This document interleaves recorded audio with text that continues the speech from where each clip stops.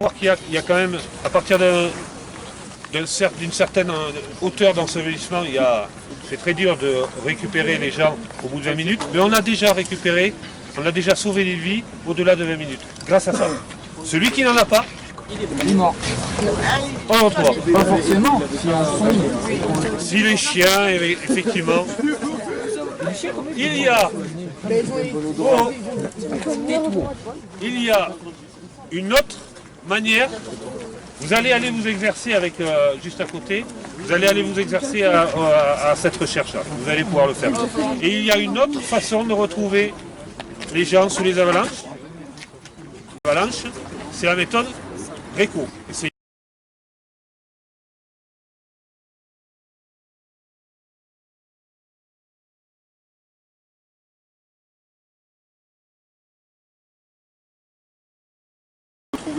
Mais après, il ne faut pas hésiter à venir, venir nous voir, donner un coup de fil, aller voir les pisteurs, si vous voulez aller faire du hors-piste, ils seront à même de vous renseigner. Et puis voilà, ça c'est pour la partie un petit peu amont, et comme le disait Patrick, il y a une fois qu'on est sur le terrain, eh bien, savoir s'équiper. Dès que l'on veut sortir du domaine skiable qui est sécurisé, donc zone hors-piste, zone montagne, mais il y a trois matériels que tout le monde devrait avoir pour aller sortir des pistes. C'est l'appareil dont vous parlez, Patrick, le DVA, le détecteur de victimes en avalanche, la sonde et la pelle. Donc c'est des matériels qui sont assez légers, il faut juste un petit sac à dos, avec un petit sac à dos qui permet aussi d'emporter un peu d'eau, de quoi se couvrir, de quoi passer un coup de fil. Et puis on va vous expliquer un petit peu plus en détail le fonctionnement de ces Faire matériels. de la raquette, sans ce matériel-là, vous imaginez que vous prenez une voiture sans frein. Elle n'a pas de frein. On peut s'en sortir, hein. Il suffit d'anticiper, de ne pas avoir de soucis, ça marche. Hein. Mais eh bien, en fait, vous allez faire de la raquette sans formation et sans ce matériel-là, vous êtes dans un véhicule qui n'a pas de frein. Si tout va bien, vous allez vous en sortir. S'il y a le moindre pépin, c'est la cata. C'est pour ça qu'on fait ce genre de journée-là, de manière à apprendre et à enclencher cette culture-là. Je peux rajouter quelque chose. J'en connais quelques-uns de vous êtes d'accord, qui est à proximité. Donc comme vous l'avez un petit peu exprimé, certains font de la montagne. Du ski, de la randonnée, de l'escalade, des raquettes. Donc en fait, on se doit d'avoir un comportement justement juste par rapport à tout ce qu'on va faire et tout ce qu'on va prendre comme décision quand on sera sur le terrain. Voilà, ça c'est notre problème à nous, les professionnels du secours, et nous quand on est en charge de personnes, on amène des gens en montagne. Mais en fait c'est une histoire de conscience et de curiosité. Vous êtes d'accord? Déjà, c'est important. Je pense que c'est indissociable. Voilà, donc en fait la montagne c'est un endroit encore de liberté, mais un peu sous condition. On ne peut pas faire n'importe quoi. Pourquoi? Déjà pour justement garder son intégrité, pour se déplacer en sécurité. Et si on est responsable de personne, j'imagine encore plus. Donc en fait c'est une logique, c'est du bon sens. Et comme vous êtes quand même Pyrénéen d'appartenance c'est la tâche, vous devez être en connexion avec ça, c'est-à-dire vous venir nous voir par l'intermédiaire de vos professeurs et savoir que cette culture, elle est accessible, mais avec voilà, une façon d'être, en fait, une conduite à tenir. Est-ce que c'est clair ce que je vous ai dit? Vous comprenez? Je sais que parmi vous, il y en a qui font du ski, ou Mortis par exemple, et quand il y a une bonne neige, on a envie de sortir des pistes un petit peu, pour aller faire repérer une belle ligne dans les arbres. Mais voilà, là déjà, le fait de s'écarter de 10 mètres du domaine skiable, on est sous les conditions qu'on vous a justement. On est sous ces conditions. Mais ça, c'est très difficile de définir cette limite. D'accord? Voilà, donc nous dans notre société, on a justement mis un cadre, des codes comme vous a expliqué Patrick, comme le code de la route, ou le code des civilités en ville, quand vous devez traverser une rue, ou de politesse. C'est la même chose, c'est comportemental. C'est pas trop compliqué tout ça? Voilà. On peut faire une image. À côté, c'est la piste à côté, c'est les pisteurs. À côté, là, vous êtes dans un stade. Ici, on est en montagne, on est dans la jungle. Ouais, dehors. Voilà. Franchissez la barrière que le pisteur a déposée. C'est-à-dire que sur le stade, lui, il va assumer la sécurité.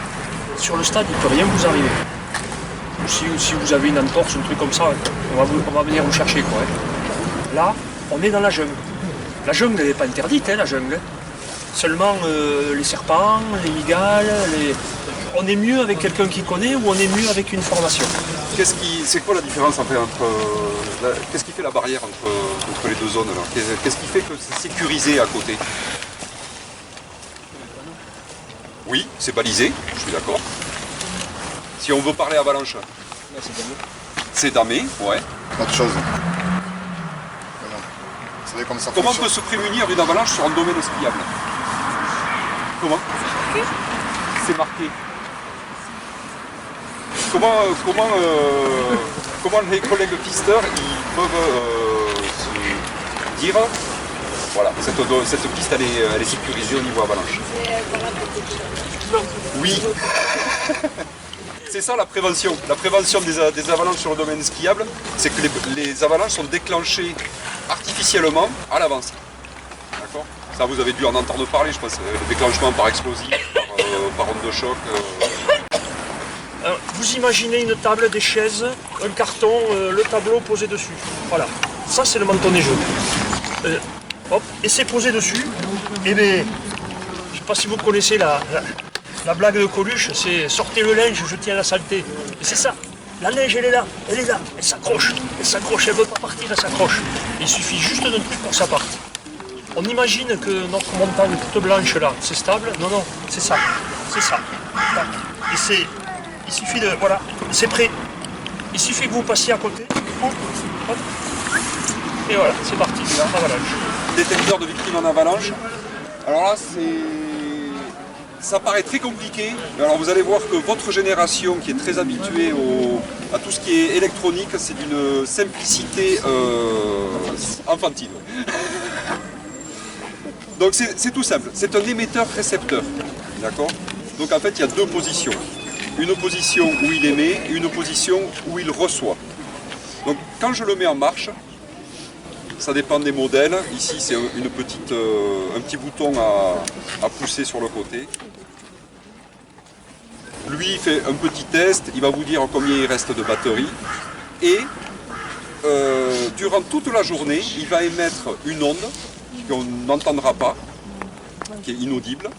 Et la seule chose qui nous fait dire, qui nous permet de savoir s'il fonctionne, bon, c'est évidemment quand j'ai poussé ici la tirette, c'est qu'il va se mettre à clignoter. Donc là, on sait qu'il émet. Et donc cet appareil, durant toute notre journée qu'on va passer en montagne, on va l'avoir sur soi, sous les vêtements, au plus près de soi.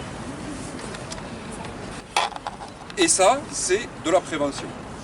Et si, par malheur, on va dire, une avalanche se produit, on va pouvoir passer en réception, c'est-à-dire que c'est le même appareil qui va pouvoir détecter les autres appareils.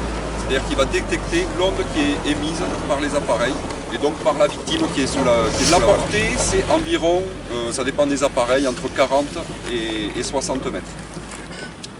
Du coup, avec notre appareil, si quelqu'un s'est fait prendre dans une avalanche, on va passer en mode réception et on va balayer l'avalanche en faisant des zigzags jusqu'à obtenir un premier signal. Et alors, une fois qu'on a le premier signal, c'est vraiment très très simple.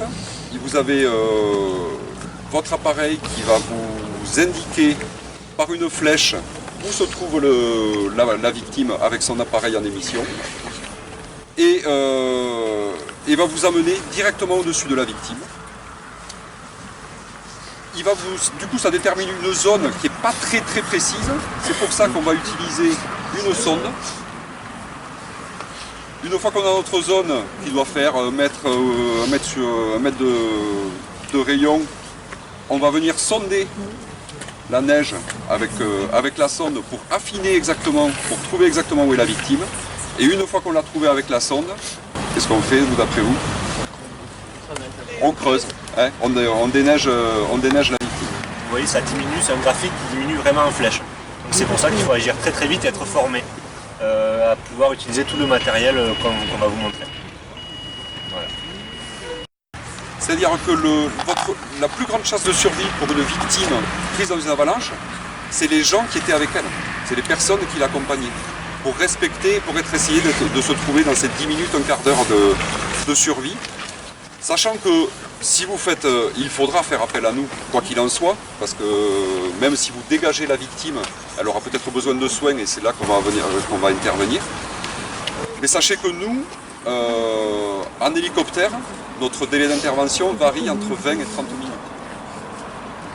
Donc j'insiste vraiment sur le fait que c'est de l'autosecours ou de l'autosauvetage au sein du groupe qui était parti en randonnée à pied, en raquette, en ski.